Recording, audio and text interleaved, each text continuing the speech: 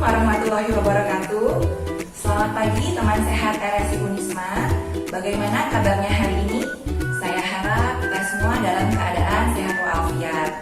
Sebelumnya izinkan dulu saya memperkenalkan diri. Saya Divya Widanti. Saya adalah ahli gizi di RSI Unisma Malang. Nah, hari ini pada hari ini yaitu tanggal 16 Oktober kita sedang memperingati Hari Pangan Sedunia. RSI dan juga saya akan memperingatinya dengan cara memberikan informasi tentang MPASI pada balita ataupun pada anak. Sebelumnya, ibu-ibu sudah paham belum apa itu MPASI? Kemudian manfaat MPASI buat bayi dan juga buat anak kita. Nah, kalau misalkan ibu-ibu semua belum paham, mari kita bahas bersama-sama. Yang pertama yang akan saya bahas yaitu pengertian tentang MPASI itu sendiri. Apa sih yang dimaksud tentang MPASI? Yang pertama, MPASI adalah singkatan dari makanan pendamping ASI. Jadi apapun itu, meskipun anak kita diberikan susu, itu juga dikatakan adalah masa-masa MPASI. Nah, untuk pemberian MPASI sendiri itu berlaku untuk usia 6 bulan sampai 24 bulan. Namun, jika anak ibu memiliki kondisi medis tertentu, misalkan berat badan kurang, itu boleh dimulai dari umur 4 atau 5 bulan. Namun, untuk memulainya itu sendiri perlu konsultasi dengan dokter anak.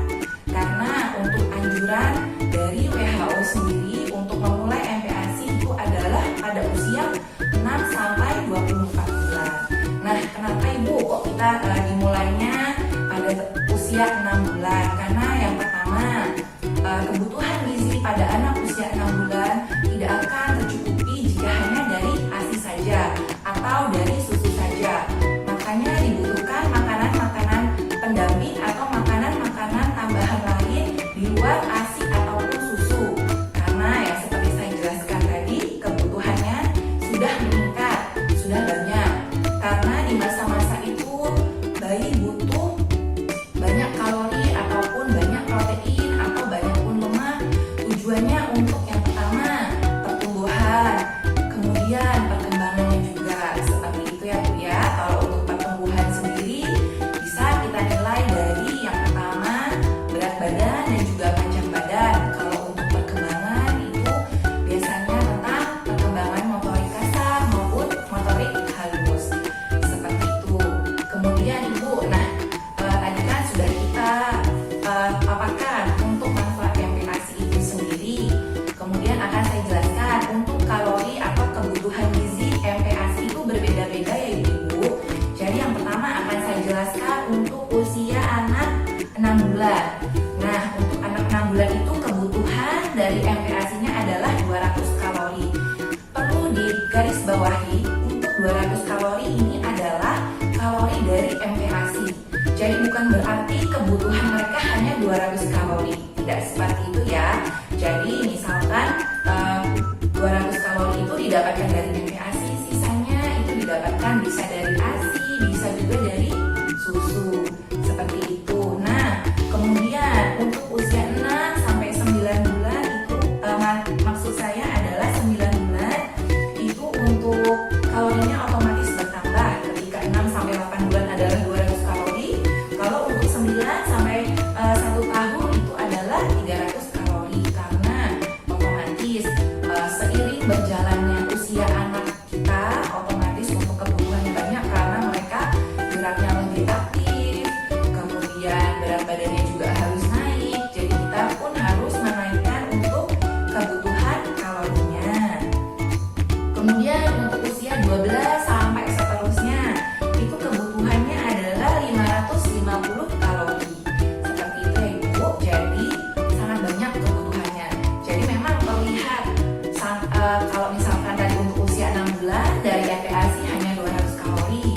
Kalau untuk orang dewasa itu hanya setara seperti kita mungkin makan pagi, makan siang dan juga makan malam kan, hanya salah satu itu saja. Sepertinya sedikit, tapi cobaannya mungkin lebih banyak kalau kita benar-benar mempunyai anak. Kita kasih sendiri biasanya itu entah itu anak lagi GTM atau gerak tutup mulut. Nah, gerak tutup mulut itu sendiri kita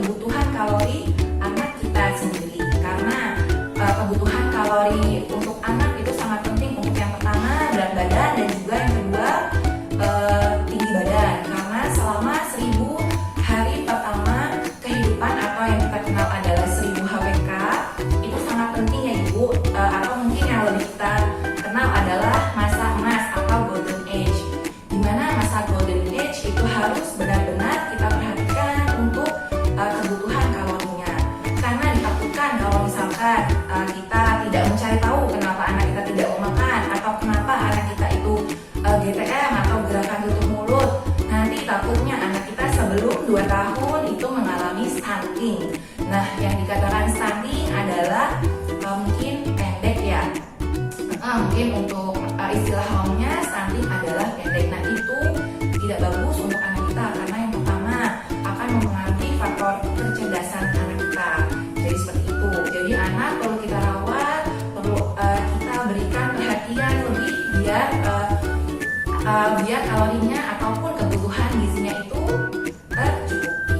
Nah, tadi sudah saya tekankan untuk kebutuhan kalori anak-anak, anak usia 6 sampai 2 tahun ya Bu ya, sampai 24 bulan. Nah, sekarang bagaimana untuk teksturnya sendiri? Nah, untuk teksturnya sendiri itu bermacam-macam, tidak semata-mata oh anak kita sudah bisa makan langsung kita kasih seperti makanan kita. Tidak seperti itu ya Ibu-ibu. Jadi yang pertama adalah untuk usia 6 sampai 8 bulan alangkah baiknya kita memberikan bubur halus. Nah, bubur halus itu sendiri bisa kita blender, tapi sebenarnya tidak sepenuhnya sampai halus, karena anak juga butuh latihan umumnya, di mana latihan umumnya itu dilatih dengan makanan-makanan yang tidak di blender halus. Jadi yang 6 sampai 8 bulan itu teksturnya adalah bubur halus. Kemudian 9 bulan sebenarnya ngasih teksturnya tapi 50-50% ya Bu ya. Untuk usia 9 bulan itu 50%-nya adalah bubur halus, 50%-nya lagi adalah bubur kasar. Nah, itu pun harus kita perhatikan juga tentang reaksi anak, bisakah menerima tekstur, naik tekstur seperti itu, karena naik tekstur itu juga butuh waktu, butuh ketelatenan. Sedangkan untuk usia 10 sampai 12 bulan boleh dicobakan bubur tim, tapi tidak ini Bu ya, tidak maksudnya tidak harus langsung bertahap. Jadi untuk setiap anak kondisinya itu kan berbeda. Memang benar kalau misalkan teori mengatakan 10 bulan sudah boleh bubur tim, namun itu disesuaikan juga dengan kondisi anak. Takutnya anak jadi trauma makan, kan juga kita tidak mengharapkan hal seperti itu. Nanti sekitar usia 10 sampai 12 setelah bubur tim boleh nasi tim. Kemudian untuk 12 tahun ke atas itu boleh Ibu kalau misalkan giginya sudah tumbuh, tidak ada gangguan menunya, boleh diganti nasi keluarga. Nah, nasi keluarga ini pun menyesuaikan, tidak semata-mata judulnya nasi untuk keluarga langsung kita samakan dengan nasi yang bentuk nasi yang seperti kita konsumsi, tidak seperti itu. Meskipun judulnya nasi untuk keluarga, itu tetap harus kita perhatikan nasinya nasi tim terlebih dahulu. Seperti itu ya Ibu-ibu. Nah, kemudian untuk kandungan gizinya sendiri, kan kita sekarang sosial media sudah harus kita manfaatkan sebaik-baiknya. Nah, untuk MPASI sendiri biasanya masih bingung nih, masih banyak pertanyaan, gimana sih untuk makanan apa yang pertama kali harus saya berikan untuk anak, yang seperti apa, haruskah menu tunggal, haruskah menu 4 bintang, haruskah menu 4 kuadran, atau haruskah menu lengkap. Nah, ini masih bingung. Kalau misalkan masih ada yang bingung, akan saya jelaskan satu persatu. Untuk menu tunggal sendiri memang jauh hari sebelumnya itu memang yang dianjurkan adalah menu tunggal. Yang dimaksud menu tunggal adalah kita memperkenalkan makanan kepada anak, misalkan hanya satu bahan makanan. Misalkan kita memberikan kentang. Nah, kentang itu kita berikan terus-menerus selama 4 atau sampai 1 minggu. Seperti itu. Misalkan buah kita perkenalkan 4 sampai 1 minggu. Kemudian untuk menu 4 kuadran dan juga menu 4 bintang, itu adalah menunya hampir mirip ya Bu ya.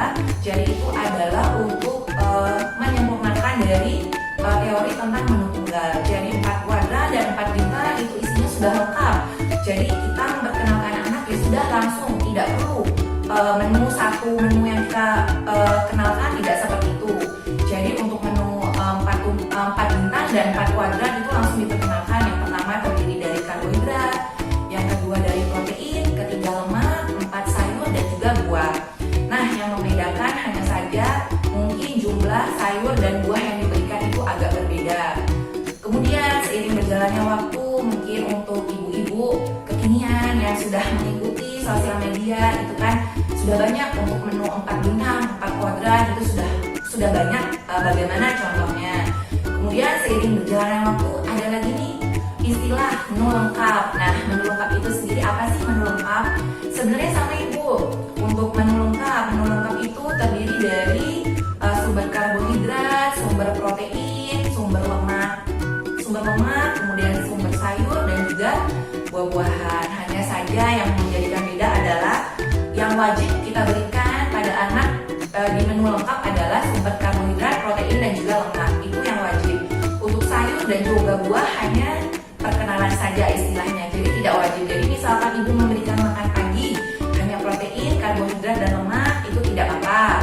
Nanti di siang hari ibu mau memperkenalkan sayur ataupun buah, itu nggak apa-apa, silahkan. Jadi tidak ada kewajiban ketika ibu memberikan 3 kali makanan utama untuk anak itu harus selalu ada sayur dan harus selalu ada buah, tidak seperti itu. Karena prinsipnya menu lengkap itu adalah karbohidrat, protein dan lemak. Lemak yang diutamakan, sayur dan buah sebagai perkenalan. Kemudian untuk proteinnya sendiri ibu, karena kita punya protein itu kan ada 2 kategori. Yang pertama protein hewani, yang kedua adalah protein nabati. Nah, yang ditekankan lagi untuk menu lengkap adalah protein hewani.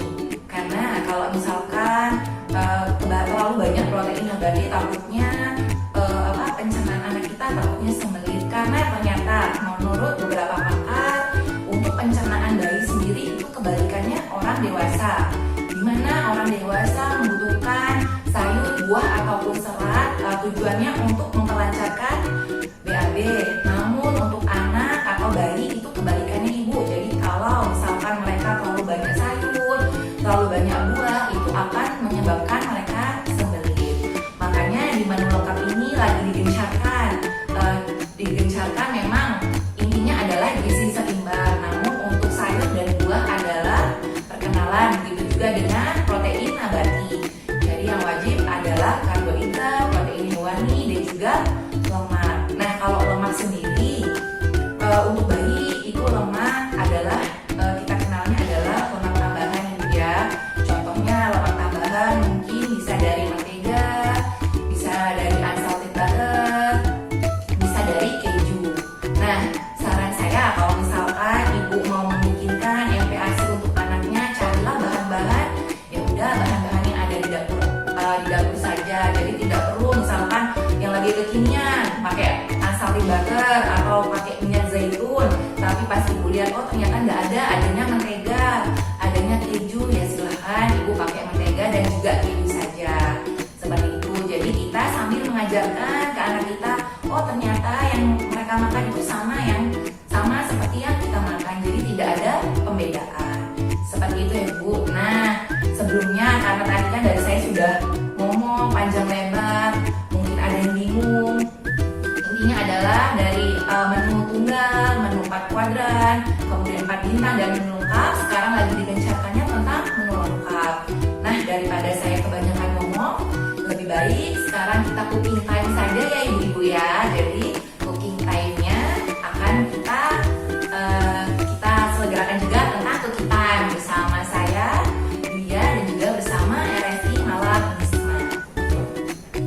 Nah, ibu-ibu, it's cooking time. Jadi masih bersama saya, Dia, saya ahli gizi di sini. Jadi kan tadi sudah saya jelaskan panjang lebar tentang MPASI. Jadi lebih enak kita langsung praktek saja ya ibu ya. Nah, sebelumnya karena masa pandemi seperti sekarang kita wajib untuk mencuci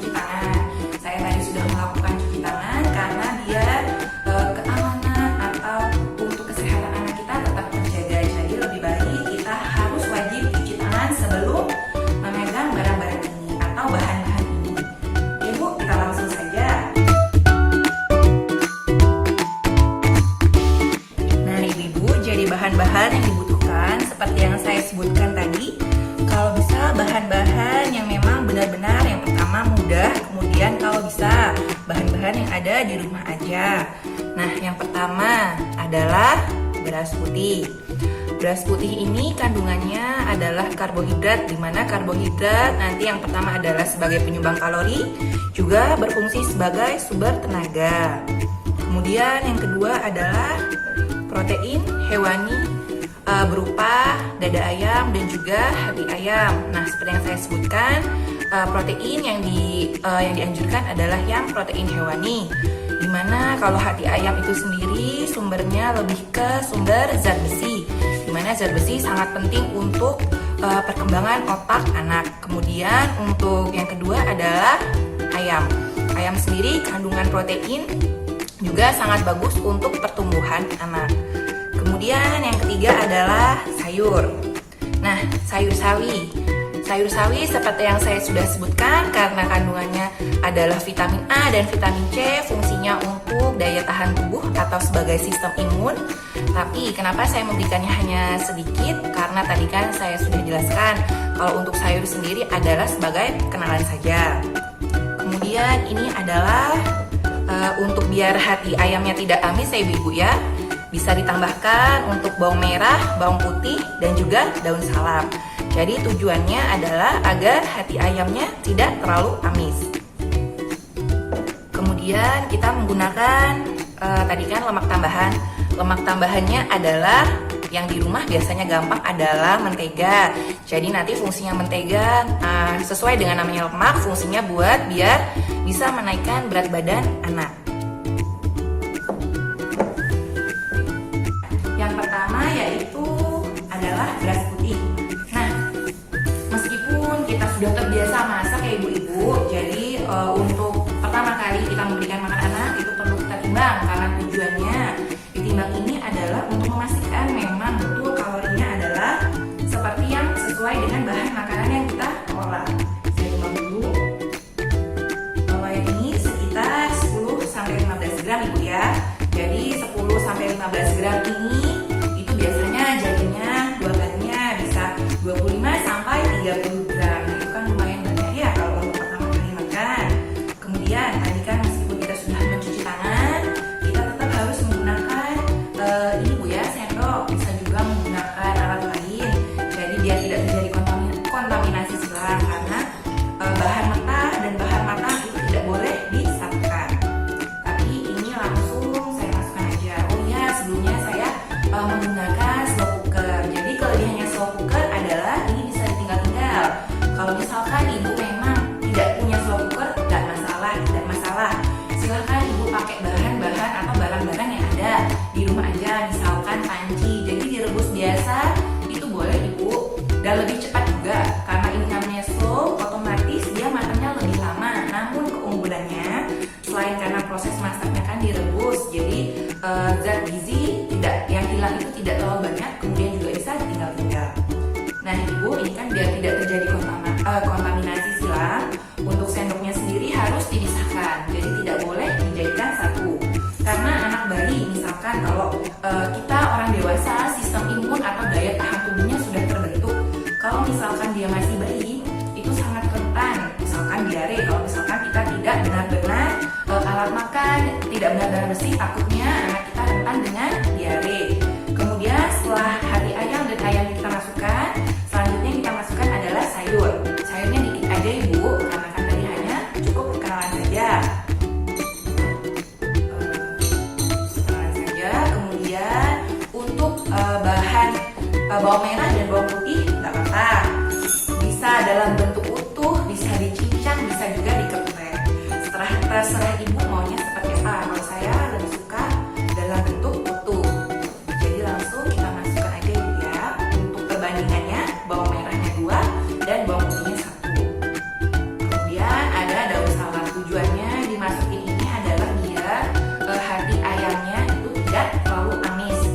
Kemudian untuk bahan yang selanjutnya adalah mentega, dimana mentega ini sudah saya sebutkan tadi ya bu, lemak tambahan, tujuannya buat adik bayi biar berat badannya nambah. Nah tadi kan saya bilang kalau ibu belum terbiasa dengan ukuran ukuran rumah tangga. Ukuran rumah tangga itu misalkan 1 sendok teh setara dengan 5 gram mentega. Kalau misalkan ibu belum terbiasa, monggo mentega 1 sendok teh ibu timbang dulu sementara ya, biar kalori untuk si adik terpenuhi. Nah, kita masukkan juga untuk menteganya.